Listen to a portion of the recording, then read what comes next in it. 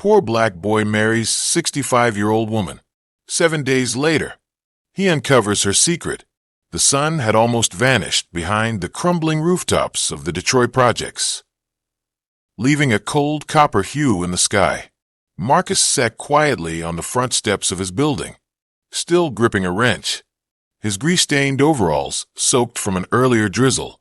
At just 23, Marcus bore more weight than most men twice his age. His mother had passed away when he was 10.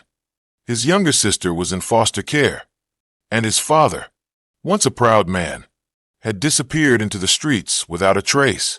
All that remained was the aching burden of poverty and the constant need to survive. Marcus worked long hours at a rundown auto garage owned by a grumpy old man, who paid him in cash and expired snacks.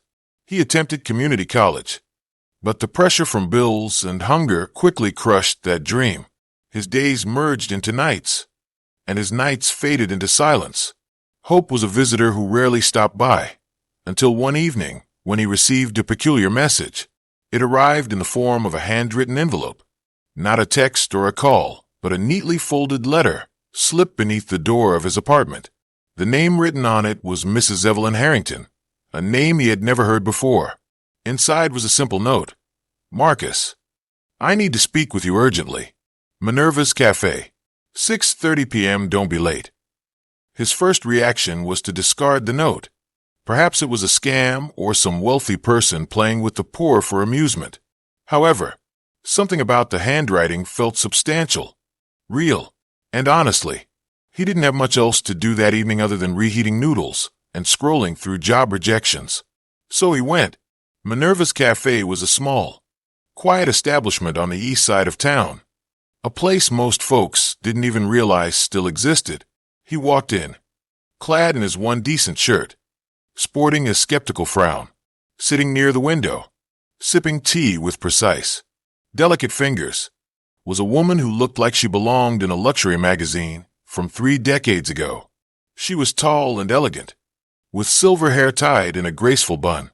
Her skin was pale and smooth, except for the edges around her eyes, which revealed stories untold. She wore an ivory trench coat, a black silk scarf, and exuded an air of control.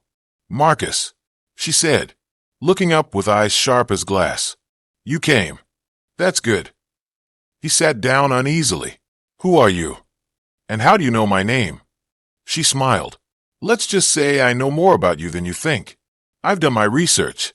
You're talented, underpaid, and caught in a cycle you didn't create. I also know you're loyal and desperate. Marcus blinked. Okay, so what do you want from me? Mrs. Harrington leaned in. I want you to marry me. The silence between them thickened like molasses. Marcus stared, thinking he misheard. I'm sorry. What? She replied. You heard me. I want you to marry me. Legally. This will be a real marriage on paper. Nothing romantic. In return, I will pay off your debts, secure your future, and provide you a stable life. No strings attached. No intimacy. Just companionship and appearances. He almost laughed. Lady, you're old enough to be my grandmother. Why would I marry you? She didn't flinch. Because I'm offering you something no one else has, freedom. A future. Marcus studied her, the corner of his mouth twitching. What's the catch? There's always a catch, she said, but it's not one you will see, not yet. Just say yes. Marry me next week. Live with me for 30 days. After that, you can walk away with more than you've ever had. Every fiber of his being screamed that this was wrong crazy, but the rent was overdue. His lights were about to be cut off, and his sister needed help getting back to school. And here sat a woman offering a golden ticket wrapped in mystery. He stared out the cafe window, unsure if he was in a dream, then looked back at her and said, Okay. Marcus hadn't slept the night after he said okay. He tried convincing himself it was merely a business agreement, but the weight of his impending decision sat heavily on his chest. Yet he had made his choice, and in a life filled with disappointments, saying yes to something this strange felt different, almost bold. 3 days later, he found himself standing before a black iron gate, so tall it swallowed the sky. The estate behind it seemed out of place in both Detroit and this century. Red brick walls, white stone pillars, ivy crawling over balconies, and windows that glimmered like hidden secrets. It wasn't just a house. It was an empire enveloped in silence. A driver had picked Marcus up in a black car that morning, bringing him here in complete silence. Only a sealed envelope in the glove compartment that read, "Welcome to your new life." As the gates opened and the car glided forward, Marcus looked out the window and saw the world shift. The city behind him faded away, consumed by walls and hedges. He had entered another universe. One, ruled by Mrs. Evelyn Harrington. The wedding took place that very evening, a quiet, private ceremony held in the Harrington Mansion's garden. No friends, no family, just Evelyn, a lawyer, and two witnesses who looked as though they had been handsomely compensated to maintain silence. She wore a deep emerald gown, while he donned a black suit that had mysteriously appeared in his closet earlier that day. Tailored to fit perfectly, they signed the papers, took a photo, and just like that, Marcus became the husband of a woman 42 years his senior. When it ended, she lifted a glass of wine and said, "To freedom and to shadows." He wasn't quite sure what that meant, but he drank regardless. The mansion housed over 40 rooms, featuring a grand library, an indoor greenhouse, a wine cellar, and something Evelyn referred to as the Velvet Room, which he was told was off limits. No explanation was offered. There were only 3 staff members, a chef named Yvonne, who never smiled, a housekeeper named Darius, who always walked with a limp, and a driver named Mitchell, who barely blinked. They all treated Marcus with distant politeness, but never looked him in the eye. True to her word, Evelyn maintained her distance. They shared meals together, but rarely spoke. She spent most of her time in the east wing of the mansion, in a room he had never seen. At night, sometimes Marcus heard soft music drifting from that part of the house, old jazz records playing on repeat, as if someone were dancing alone in a memory. By day 4, Marcus began to feel the pressure of the quiet. The stillness in the mansion was not peaceful. It was suffocating, as if something unspoken was trapped in the walls. He felt as if he were being watched. One night, around 2 a.m., he heard footsteps outside his room, slow, deliberate. He opened the door, but no one was there. Only the faint smell of cigar smoke lingering in the air. Yet Evelyn didn't smoke, and neither did any of the staff. By day 6, curiosity overwhelmed Marcus. He remembered the Velvet Room, the one Evelyn had implored him never to enter. He waited until everyone was asleep, then crept barefoot through the halls, his heart racing. The door to the Velvet Room was a deep red, carved with strange swirling patterns. And to his surprise, it wasn't locked. He pushed it open. The room was dimly lit by a chandelier with red-tinted bulbs. Thick velvet curtains lined the walls, and in the center stood an altar, yes, an altar adorned with photos, candles, and something else, old letters. Marcus moved closer. On the table were photographs of him, not from the wedding, but older images of him working at the garage, walking home, sitting on his porch, dozens of them, some years old. His chest tightened. What the hell is this? And then he saw it, a large leather-bound book on the front titled Harrington Lineage, Sealed Bonds. He opened it, and there, on the second page, was a sketch of a boy who looked exactly like Marcus. Same face, same eyes.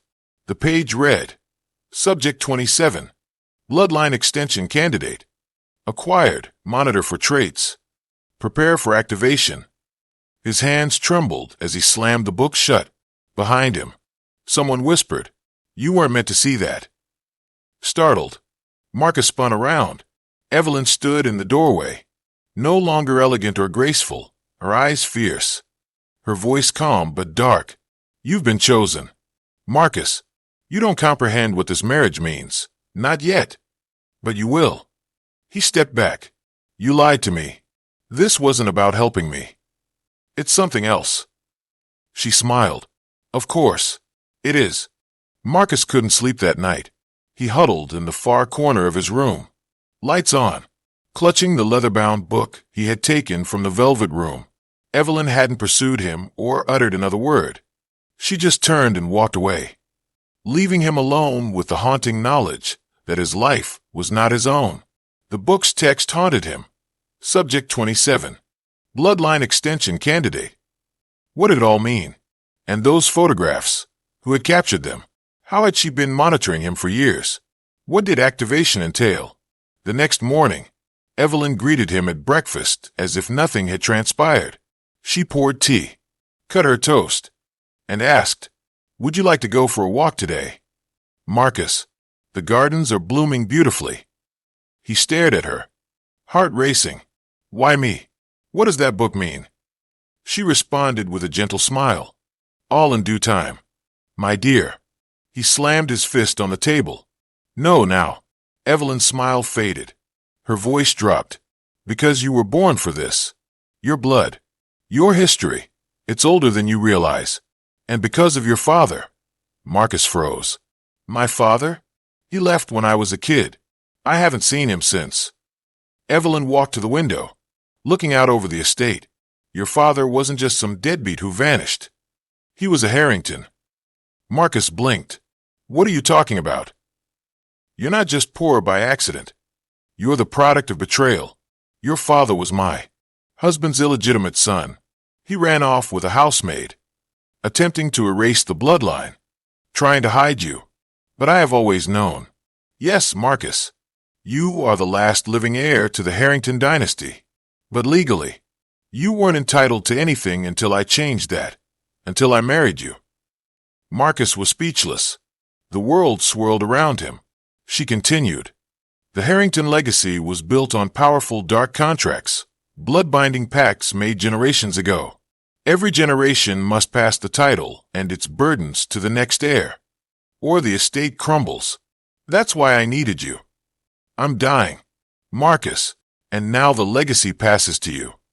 Marcus tried to run, but the mansion, once grand, now felt like a labyrinth. Doors that previously opened were abruptly locked. Rooms twisted into unfamiliar shapes. The hallway mirrors distorted his reflection, as if the house sensed his desire to escape and came alive. Voices whispered through the vents. He's not ready. He must accept. Yvonne, the chef, emerged from the shadows, her eyes hollow. "You shouldn't fight it," she murmured. "What is this place?" Marcus yelled. "What have you done?" Darius, the limping housekeeper, stepped from the shadows. "We aren't staff. We're prisoners just like you," he revealed. Marcus's breath hitched. "You're trapped here." Darius nodded. "Bound by oath, by ritual, by Evelyn." Evelyn appeared again, seemingly everywhere and nowhere. "This isn't a home," she stated. "It's a vessel. The Harrington family made a pact with something ancient, something that dwells in the house, that nourishes itself on legacy. Every generation must sacrifice a life for a life, a soul to sustain the bloodline." Marcus backed away. "You said this was just a marriage of convenience." "It was," she replied, "until the seventh day, which is when the bond becomes eternal." The walls shook, and outside, the sky darkened unnaturally fast. The sun vanished. "It's time," Evelyn whispered. Marcus bolted. He dashed to the east wing, down the stairs towards the wine cellar, the only area he hadn't explored. Inside, beneath loose tiles, he discovered it, a door carved into stone with symbols pulsating in red light around the frame. The voices grew louder. "You are the heir." He kicked the door open. Inside was a chamber where candles floated midair, a circle drawn in blood, and at the center, an old throne made of bone and black wood. Behind it, a shadow, a formless, monstrous figure, ancient and observant. It spoke. "You carry the blood. You cannot evade it. You are the Harrington." Marcus fell to his knees. "I didn't choose this." The shadow hissed. "But she did. And now you belong to me." Suddenly, Evelyn stood beside him, no longer 65. Her wrinkles faded. Her posture straightened. Her hair darkened before his eyes. She was transforming, rejuvenating, feeding off the ritual. "I told you," she whispered. 30 years ago, I bound myself to the bloodline. Every generation, I marry the heir. Every generation, I live again. You are my final contract. I will live another lifetime now." Marcus's voice trembled. "You used me. You manipulated my whole life, and your father and his father before him." She replied, "The bloodline demands payment. And you, Marcus, are the final heir. Your signature sealed it. Your marriage completed it. You're not a husband. You're the offering." But as the creature reached for Marcus, he did something no Harrington had ever had the courage to do. He refused. He pulled a lighter from his pocket. The book, The Lineage, still clutched in his hand. He lit the flame. No contract. No curse. He set it ablaze. Evelyn screamed, a sound not human, not feminine. Her body twisted and crumbled, and the house began to tremor. The shadow lunged at him. But without the book, the contract burned. The curse shattered. The mansion erupted with a deafening roar. The spell was undone. The bloodline freed. Marcus awoke in a hospital bed 2 days later. Luan, his childhood friend, sat beside him. "They found you in the rubble of that old Harrington estate. The place caught fire, burned everything." Marcus sat up abruptly. "And Evelyn?" Luan looked at him. There was no Evelyn in the records, no marriage certificate, no legal trace of her at all. It's like she never existed. Marcus moved away from Detroit, starting a small garage in Atlanta, a simple life. Honest work, but every now and then, when he passed an old mirror or heard jazz wafting from the radio, he could swear he glimpsed her, smiling, waiting, because legacies don't die easily, and some curses merely slumber.